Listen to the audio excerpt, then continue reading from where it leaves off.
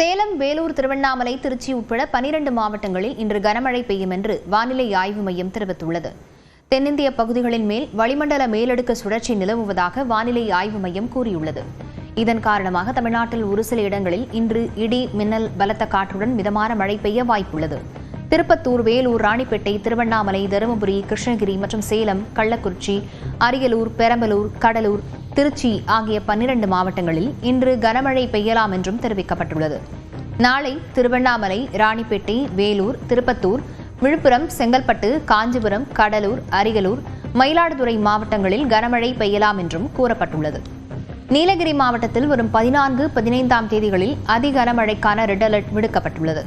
கோவை மாவட்டத்தின் மலைப்பகுதிகளில் வரும் 13ஆம் தேதி முதல் 3 நாட்களுக்கு மிக கனமழை பெய்யும் என்றும் வானிலை ஆய்வு மையம் கணித்துள்ளது.